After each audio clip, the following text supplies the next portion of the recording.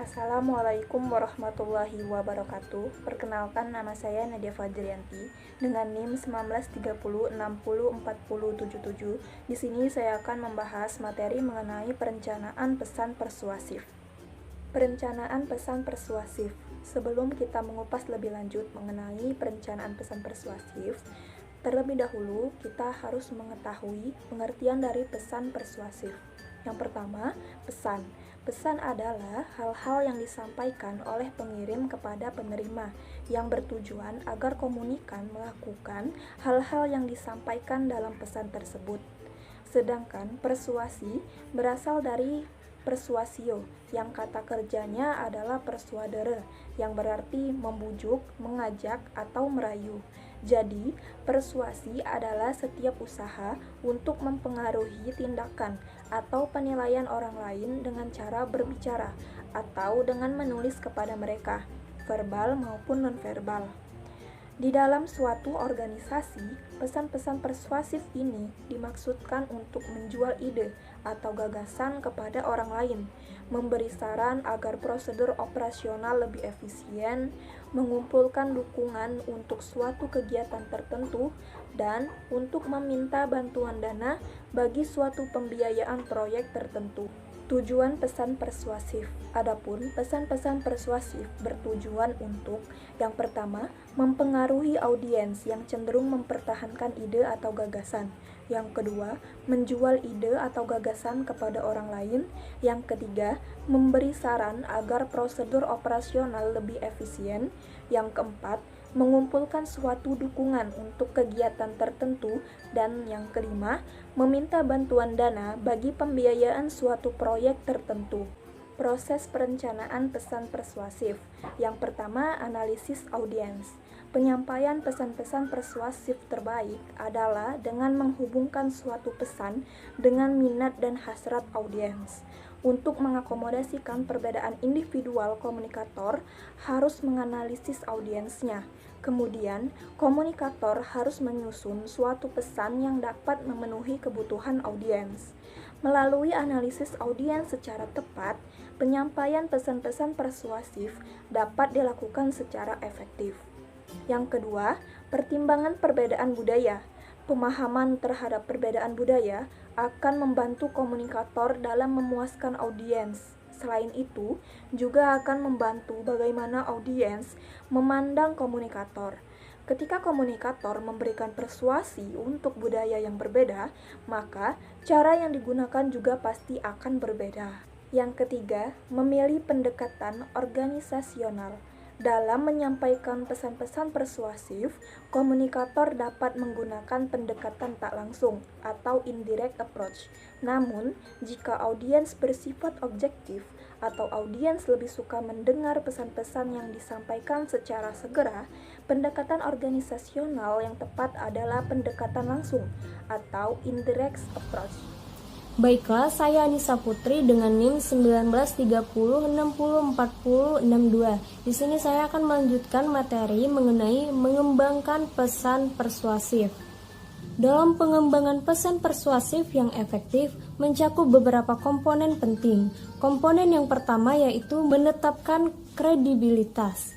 Kredibilitas ditentukan dari sejauh mana tingkat kepercayaan dan reliabilitas Anda. Jika kredibilitas Anda di hadapan audiens diragukan, maka mereka akan cenderung skeptis dan tidak akan menerima begitu saja setiap apa yang Anda sampaikan. Oleh karena itu, Anda harus dapat mengatasi audiens yang memiliki sikap skeptis tersebut.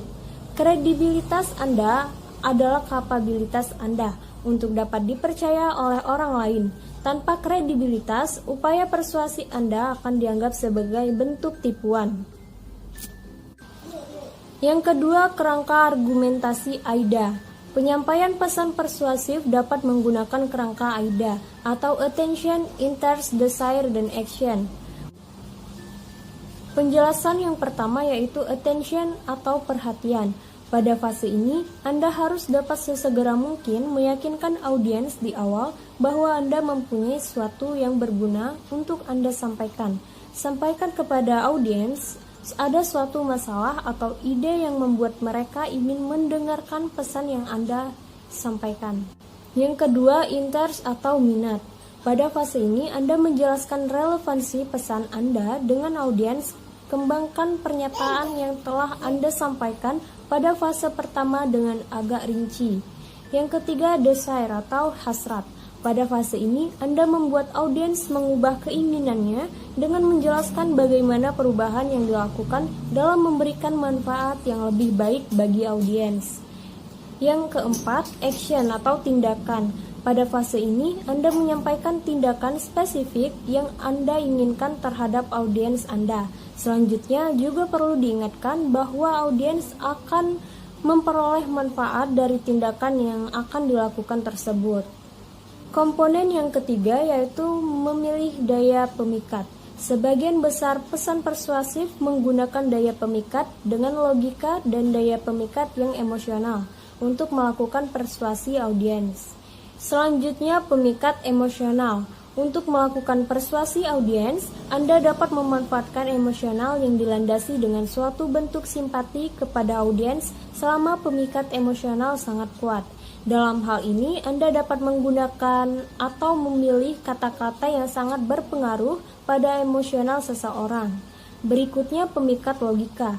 Dalam berbagai alasan, Anda dapat menggunakan untuk melakukan persuasi audiens, seperti membuat aduan atau klaim, dan selanjutnya memberikan dukungan atas aduan tersebut dengan memberikan alasan dan bukti-bukti yang ada.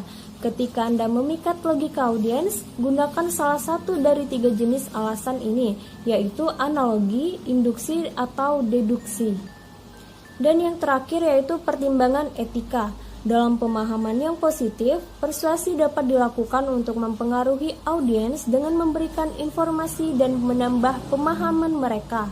Dalam berbagai hal, pelaku bisnis secara etis menginformasikan kepada pelanggan baik yang berkaitan dengan manfaat, ide, organisasi, produk, atau tindakan tertentu, sehingga para pelanggan dapat mengakui betapa baiknya suatu ide, organisasi, produk, atau tindakan tertentu yang dapat memenuhi kebutuhan mereka. Menulis permintaan persuasif. 1. Permintaan persuasif untuk tindakan. Pada kalimat pembuka, mulailah dengan kalimat yang mampu mengundang perhatian pembaca, yang menunjukkan bahwa Anda mengetahui sesuatu yang sangat diharapkan pembaca. Bahkan, pesan persuasif yang sifatnya memuji atau menyanjung pembaca juga dapat dibenarkan. Selanjutnya, pada bagian pertengahan, menggunakan kalimat yang mampu menarik minat dan harapan bagi pembaca yang mencakup apa yang sebenarnya Anda ketahui tentang situasi yang Anda harapkan untuk suatu tindakan tertentu, seperti fakta yang ada, manfaat bantuan, dan pengalaman yang mampu mendorong minat Anda tersebut. Jika Anda sudah betul-betul yakin bahwa pesan yang ingin Anda sampaikan adalah relevan dengan pembaca Anda, maka akhiri tulisan Anda dengan suatu permintaan atau permohonan tindakan spesifik. 2. Permintaan dan aduan persuasif untuk penyesuaian. Meskipun surat aduan persuasif dan surat permintaan penyesuaian terkadang merujuk pada surat keluhan, tetapi tujuan Anda yaitu untuk melakukan persuasi kepada orang lain untuk melakukan penyesuaian yang diperlukan. Untuk mencapai tujuan, perlu ditunjukkan perbedaan antara apa yang sebenarnya Anda harapkan dengan apa yang sebenarnya telah Anda terima. Sebagian besar surat aduan dimulai dengan penyampaian pesan rutin. Namun demikian, Anda juga dapat menulis surat aduan persuasif dengan menambahkan bukti tambahan dan menggunakan teknik yang lebih menarik perhatian pembaca. Penulisan pesan penjualan dan permohonan dana. 1. Perencanaan pesan penjualan. Salah satu tujuan merencanakan pesan penjualan yaitu memberi pemahaman secara menyeluruh tentang produk. Dengan menggunakan data produk yang telah dikumpulkan, Anda dapat membentuk image tentang produk yang ingin Anda jual tersebut. Selanjutnya, lakukan pemeriksaan tentang berbagai pertanyaan, seperti siapa audiens Anda, apa manfaat yang bisa mereka peroleh, bagaimana kualitas produk yang dihasilkan, bagaimana memilih sarana promosi produk, dan bagaimana menentukan harga produk. Dengan kata lain, dalam menyampaikan pesan persuasif, mulailah dengan melakukan analisis audiens Anda dan memfokuskan pada berbagai kebutuhan, minat, dan emosional mereka. 2. Pengorganisasian dan komposisi pesan penjualan. Penulisan surat penjualan pada umumnya dimulai dengan bagaimana cara menarik perhatian audiens. Para profesional menggunakan berbagai teknik untuk menarik perhatian audiens.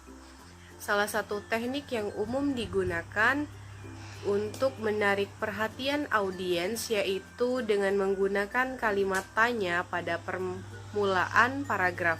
Selain itu, ada beberapa cara lain untuk menarik perhatian audiens, di antaranya dengan menekankan contoh produk terbaru, memberikan ilustrasi, dan memberikan solusi atas suatu masalah. 3. Penulisan pesan penjualan dan permohonan dana. Ada 4 hal yang perlu diperhatikan dalam penulisan surat permohonan bantuan dana, yaitu 1.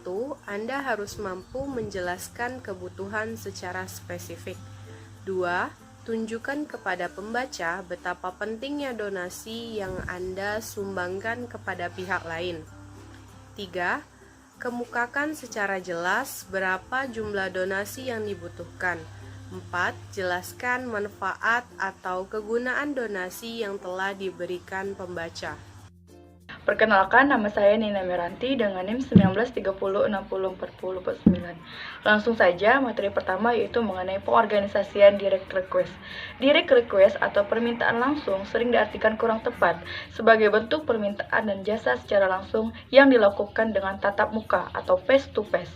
Dalam konteks yang lebih luas, direct request dapat diartikan sebagai suatu kegiatan atau suatu organisasi, bisnis maupun non-bisnis kepada pihak lain, seseorang atau individu atau organisasi, untuk meminta berbagai informasi penting dengan segera dan dengan menggunakan berbagai media komunikasi yang ada, termasuk media elektronik. Sebagai contoh, suatu organisasi tertentu mengajukan permintaan informasi tentang produk baru kepada suatu organisasi lain dengan menggunakan media elektronik seperti telepon, fax mail, atau email.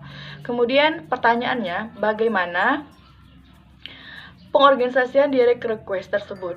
Sebagai contoh, ketika audiens mulai tertarik dengan apa yang disampaikan atau paling tidak mau bekerja sama dengan komunikator, maka pesan-pesan bisnis sebaiknya disampaikan melalui pendekatan langsung atau direct approach. Ada 3 tahap pendekatan. Yang pertama, pembukaan. Aturan umum untuk bagian pertama dari suatu direct request adalah menulis yang tidak sekedar dipahami, tetapi juga tidak menghindari kesalahpahaman.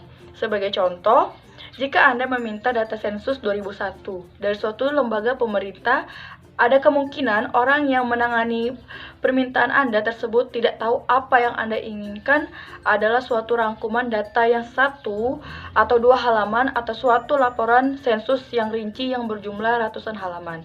Kemudian yang kedua ada penjelasan rinci. Agar penjelasan terhadap hasil perkembangan kata-kata pembuka lebih lancar, Anda perlu membuat kalimat pertama di bagian pertengahan surat yang Anda buat dengan berorientasi pada pemberian manfaat bagi pembaca. Yang ketiga, penutup. Bagian penutup suatu surat sebaiknya diisi dengan suatu permintaan beberapa tanggapan, khusus lengkap dengan batas waktunya, dan ekspresi terhadap apresiasi ataupun pemberian goodwill. Untuk mempermudah pembaca, cantumkan beberapa informasi penting seperti nomor telepon, jam kerja, dan petugas yang dapat dihubung. Selanjutnya, materi yang kedua itu permintaan informasi rutin. Bila Anda ingin mengetahui tentang sesuatu hal, untuk memperoleh opini dari seseorang atau memberi saran untuk melakukan suatu tindakan sederhana, Anda biasanya hanya perlu bertanya. Contoh, permintaan secara sederhana adalah menayangkan apa yang dapat Anda kerjakan atau mengapa saya membuat surat permintaan tersebut dengan anggapan bahwa pembaca dapat melakukan apa yang Anda minta dengan segera. Kemudian, dalam membuat surat permintaan rutin, perlu diperhatikan 3 pertanyaan berikut ini. Yang pertama, apa yang ingin diketahui? Yang kedua, mengapa hal tersebut perlu diketahui? Dan yang ketiga, mengapa hal ini dapat membantu? Kemudian, dalam kaitannya dengan direct request, permintaan dapat berasal dari dalam maupun dari luar organisasi bisnis. Yang pertama, permintaan di dalam organisasi. Meskipun suatu permintaan dapat saja dilakukan secara lisan, beberapa pesan permintaan dapat dibuat lebih permanen dalam bentuk tertulis maupun seperti memo. Memo dalam bentuk tertulis akan dapat menghemat waktu dan membantu audiens mengetahui secara tepat apa yang diinginkan. Kemudian yang kedua, permintaan keluar organisasi. Sebagai seseorang pelaku bisnis profesional, tentunya Anda perlu berkomunikasi dengan para pelanggan, pemasok atau supplier, dan perusahaan lain untuk berbagai keperluan bisnis. Selain itu, banyak surat yang harus dikirim ke luar organisasi atau perusahaan untuk memperoleh berbagai informasi penting seperti informasi produk baru, katalog buku-buku terbaru, keinginan untuk menjalin kerjasama bisnis, dan keinginan untuk berlangganan koran serta tabloid atau majalah. Selanjutnya, materi yang ketiga yaitu menulis direct request untuk pengaduan. Dalam surat direct request, Anda mungkin dapat meminta salah satu dari berikut ini. Yang pertama, pengembalian barang yang sudah dibeli dan meminta uang kembali seharga barang tersebut. Yang kedua, meminta pengiriman barang yang baru sesuai yang dipesan. Yang ketiga, penggantian sebagian atau seluruh bagian yang rusak. Yang keempat, perbaikan gratis. Yang kelima, pengurangan harga karena produk ada yang cacat ataupun rusak. Yang keenam, pembatalan atas suatu pemesanan produk. Yang ketujuh, pembatalan atas kesalahpahaman penagihan ke produk.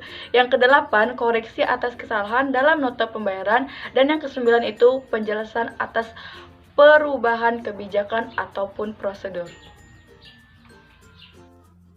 Assalamualaikum warahmatullahi wabarakatuh. Perkenalkan, nama saya Gita Lorenza dengan NIM 1930604073.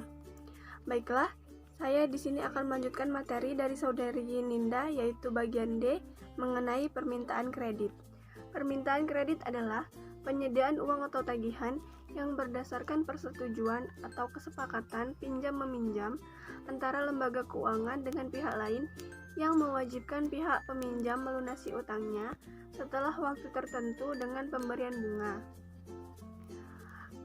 Dalam dunia perkreditan, kemampuan seseorang melunasi kredit sesuai dengan aturan yang ada, seperti tepat waktu, tidak pernah menunggak. Hal seperti itu akan memperbesar peluangnya memperoleh kredit pada periode-periode berikutnya. Kepercayaan lembaga perkreditan tergantung pada bagaimana prestasi seseorang dalam melunasi kredit tersebut. Bagaimana seseorang dapat memperoleh kredit? Secara sederhana, ada 2 tahap yang perlu diperhatikan, yaitu mengisi formulir yang telah disediakan oleh lembaga perkreditan yang ada dan melengkapi berbagai data pendukung. Untuk memperoleh formulirnya sendiri, seseorang bisa datang sendiri ke lembaga perkreditan tersebut. Selanjutnya, setelah mengisi semua data utama yang diminta, juga perlu melengkapi berbagai data pendukung yang penting diperlukan dalam proses memperoleh kredit tersebut. Data pendukung mencakup kartu tanda pengenal, surat menikah jika sudah menikah, laporan keuangan beberapa tahun terakhir, nomor pokok wajib pajak, data tabungan 3 bulan terakhir, dan data pendukung lainnya, serta surat permohonan kredit. Dalam surat permohonan kredit, selain data pribadi, jenis usaha, jumlah kredit yang diminta, harus didukung dan dilengkapi berbagai dokumentasi penting, serta prospek bisnis di masa depan. Hal ini penting bagi lembaga perkreditan untuk menilai kelayakan dalam memperoleh kredit, baik dilihat dari sisi besarnya kredit maupun jangka waktu pengembaliannya. Baiklah, itu saja yang bisa kami sampaikan. Kurang lebihnya kami mohon maaf, kepada Allah kami mohon ampun. Kami akhiri. Wassalamualaikum warahmatullahi wabarakatuh.